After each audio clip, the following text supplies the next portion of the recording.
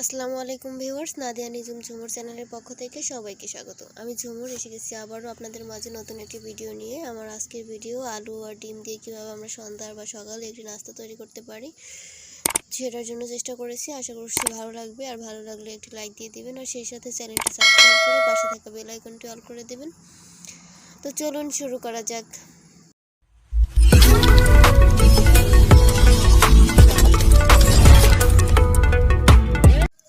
তো ফ্রেন্ড, আমি প্রথমে আলু আর ডিম একসাথে সিদ্ধ করে নিয়েছি। আমি আলুগুলোকে দুই ফালি করে নিয়েছি যাতে খুব সুন্দরভাবে সিদ্ধ হয়ে যায়, এবং একটি ঢাকনা দিয়ে ঢেকে দিচ্ছি সুন্দরভাবে সিদ্ধ হয়ে যাওয়ার জন্য। ঢাকনা দিয়ে দিলে সিদ্ধ হয়ে যায় খুব তাড়াতাড়ি। তো আলুগুলো সিদ্ধ হয়ে গেছে এবং হাতের সাহায্যে আমি সবগুলো আলু খুব সুন্দরভাবে ম্যাশ করে নিয়েছি যাতে কোনো জায়গায় কোনো দলা পাকি না থাকে। এরপরে দিয়ে দিচ্ছি আমি আগে থেকে ভেজে রেখেছিলাম পেঁয়াজ, সেই পেঁয়াজ ভাজাগুলো দিয়ে দিচ্ছি। তারপরে দিয়ে দিচ্ছি কিছু কাঁচামরিচ কুচি,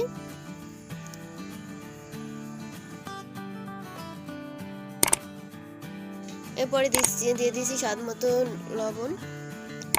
এরপরে আমি তিনটি উপকরণ একই সাথে খুব সুন্দরভাবে হাতের সাহায্যে মিশিয়ে নিব। খুব সুন্দরভাবে মিশিয়ে নিব সবগুলো উপকরণ।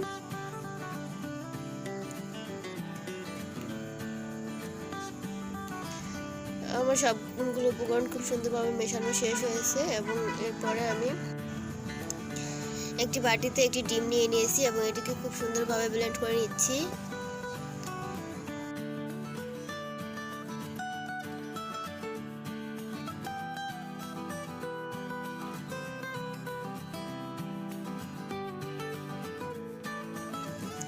এরপরে এর মধ্যে দিয়ে দিচ্ছি কিছু ময়দা, প্রায় 3 চা চামচের মতো ময়দা দিয়ে দিচ্ছি। এরপরে দিয়ে দিচ্ছি কিছু লবণ স্বাদ মতো।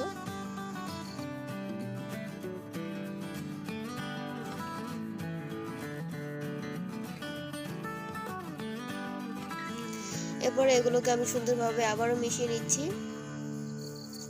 সবগুলো উপকরণ একসাথে খুব সুন্দরভাবে একটু সময় লাগিয়ে মিশিয়ে নিচ্ছি।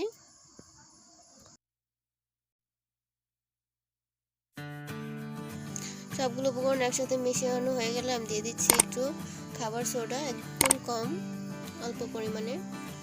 এরপরে আমি আগে থেকে সিদ্ধ করা ডিমগুলো এইভাবে কেটে নিয়েছি। সবগুলো ডিমই আমি এইভাবে গোল করে কেটে নিয়েছি, দেখতে পাচ্ছেন।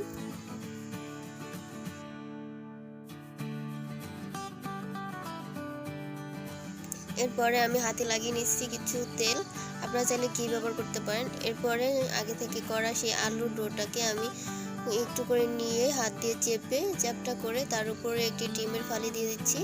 এরপরে আমি আরেকটি হাত দিয়ে সেই আবারও কিছু আলু চ্যাপটা করে চেপে এই ডিমটাকে ঢেকে দিচ্ছি এবং খুব সুন্দরভাবে চারপাশটাকে মুড়িয়ে দিচ্ছি। দেখতে পাচ্ছেন কত সুন্দরভাবে হয়ে যাচ্ছে আমার নাস্তাটা। এরপরে আমি ডিম দিয়ে করা যেই মিশ্রণটা আছে এতে ডুবিয়ে নিব। এরপরে আমি আগে থেকে কিছু বিস্কিট গুঁড়ো করে নিয়েছি, সেই বিস্কিট গুঁড়োগুলো দিয়ে ঢেকে দিচ্ছি, এটাতে দেখতে সুন্দর লাগে এবং স্বাদে একটু বাড়ায়, যার কারণে আমি এটা করে নিয়েছি। ঠিক একইভাবে আমি এই সবগুলো নাস্তা তৈরি করে নেব। দেখতে পাচ্ছেন আমার নাস্তাগুলো খুব সুন্দর দেখাচ্ছে।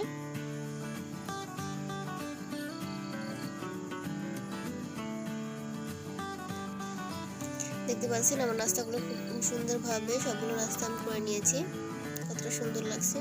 এরপরে আমি চুলায় একটি কড়াই বসিয়ে দিয়েছি আর তাতে দিয়ে দিচ্ছি কিছু তেল। আর তেলটা গরম হয়ে আসলে আমি দিয়ে দিচ্ছি আমার আগে থেকে বানানো যে নাস্তাগুলো। একে একে আমি সবগুলো নাস্তা দিয়ে দিচ্ছি।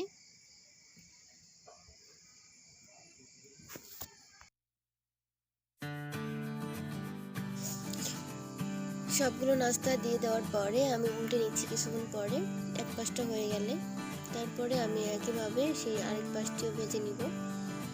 দেখতে পাচ্ছেন খুব সুন্দরভাবে আমি এটিকে উল্টে নিচ্ছি, কোনোভাবে লেগে যাচ্ছে না। দেখতে পাচ্ছেন আমার পিঠাগুলো ভাজা শেষ, এখন আমি এটিকে চুলা থেকে নামিয়ে নিব এবং পরিবেশন করব। তো ফ্রেন্ড, আমি চুলা থেকে নাস্তাগুলো নামিয়ে নিয়েছি, আর দেখতে কতটা সুন্দর হয়েছে বুঝতেই পারছেন দেখে। আশা করছি ভালো লেগেছে, আর অবশ্যই আপনারা বাসায় ট্রাই করে দেখবেন কতটা মজাদার হয়।